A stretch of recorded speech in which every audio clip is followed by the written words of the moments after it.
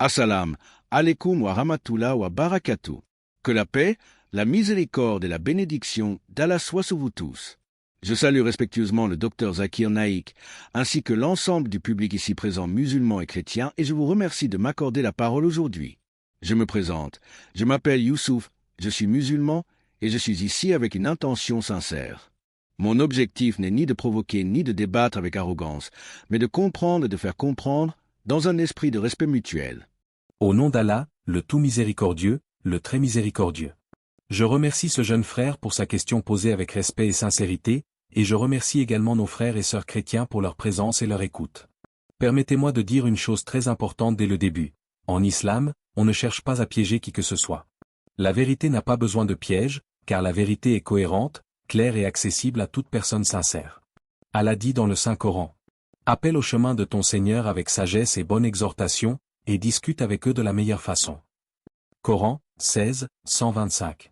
Remarquez bien, Allah ne dit pas combattez par les mots, il dit, discutez de la meilleure manière. C'est pourquoi, lorsqu'un chrétien pose une question, même s'il pense piéger l'islam, le musulman répond avec calme, preuve et respect.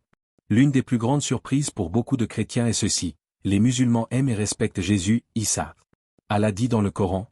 Le Messie, Jésus fils de Marie, n'est qu'un messager d'Allah, sa parole qu'il envoya à Marie, et un esprit venant de lui. Coran, 4, 171. En islam, Jésus est né miraculeusement sans père.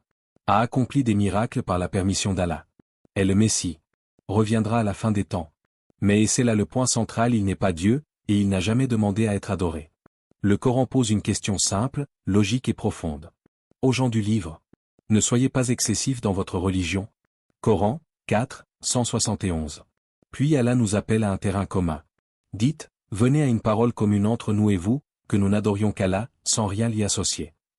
Coran, 3, 64. Permettez-moi de poser une question rationnelle, sans offense. Si Jésus priait Dieu, se prosternait devant Dieu et invoquait Dieu, comment peut-il être Dieu lui-même? Ce n'est pas une attaque. C'est une invitation à réfléchir. Allah dit, et ne discutez avec les gens du livre que de la meilleure manière. Coran, 29, 46. Le but du musulman n'est pas de gagner un débat, mais de transmettre un message avec vérité et compassion. Le point important à comprendre, c'est que l'islam ne demande à personne de rejeter Jésus, au contraire. On ne peut pas être musulman sans croire en Jésus, paix sur lui. Mais croire en lui ne signifie pas l'élever au rang de Dieu.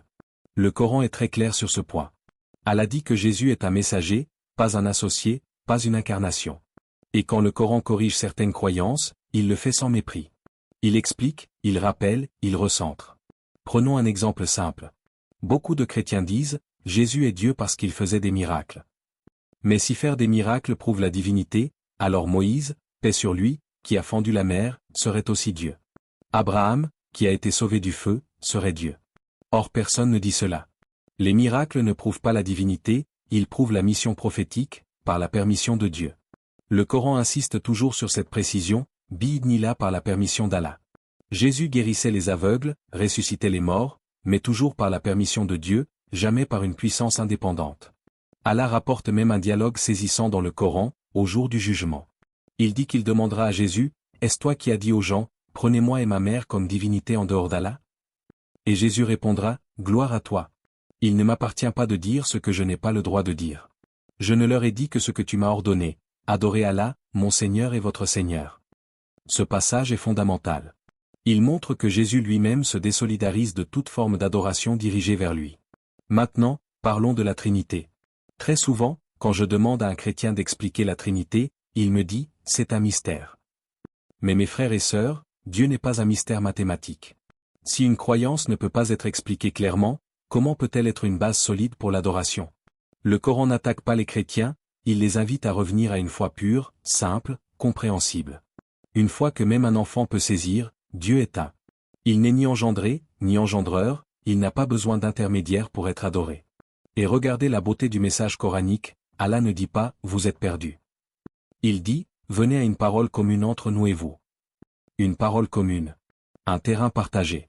Une base d'unité. Quelle est cette base? Adorer un seul Dieu et ne rien lui associer et ne pas élever les prophètes au rang de divinité. C'est exactement le message de tous les prophètes, y compris Jésus, paix sur lui. Le prophète Mohammed a dit que les prophètes sont comme des frères issus de différentes mères, mais avec une seule et même religion. Leur message central n'a jamais changé, l'adoration du Dieu unique. Quand un chrétien vient avec l'intention de piéger, souvent il repart avec une question plus profonde, et si Jésus n'était pas venu pour être adoré, mais pour nous ramener vers Dieu? Et c'est là que le silence s'installe, pas parce que quelqu'un a été humilié, mais parce que la réflexion commence. L'islam ne force pas, il propose, il invite, il éclaire. Et chacun reste libre, en conscience, devant Dieu. Merci, Dr Zakir Naik, de m'avoir écouté avec patience, sans m'interrompre, et d'avoir répondu avec autant de clarté, de calme et de respect. Dans un monde où l'on parle souvent pour vaincre l'autre, vous nous avez montré qu'on peut parler pour éclairer. Votre manière d'expliquer, en vous appuyant sur le Coran et sur la raison, n'a humilié personne. Au contraire, elle a ouvert des cœurs et des esprits. Et je pense pouvoir dire, au nom de beaucoup de personnes ici, musulmans comme chrétiens, que ce moment a été bénéfique pour nous tous. Que Allah te bénisse, cher professeur Dr Zakir Naik. Je te remercie, mon jeune frère, pour tes paroles sincères et pour ton comportement respectueux. Je t'ai écouté avec attention, parce que chaque question posée avec sincérité mérite une réponse posée avec sincérité. Je remercie aussi le public musulman et chrétien pour leur silence attentif, leur ouverture d'esprit et leur présence. Le dialogue ne peut exister que lorsqu'il y a de l'écoute, et aujourd'hui, il y en a eu. Si cette discussion vous a aidé à mieux comprendre l'islam, à mieux comprendre Jésus, paix sur lui, et surtout à réfléchir sur l'adoration du Dieu unique, alors elle a atteint son objectif. Je vous invite à soutenir ce type de contenu constructif. Abonnez-vous à la chaîne Pont de Foi, aimez et partagez cette vidéo autour de vous, et participez dans les commentaires avec respect en partageant vos réflexions, vos questions et vos impressions.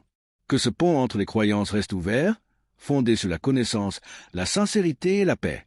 Que Dieu nous guide tous vers la vérité.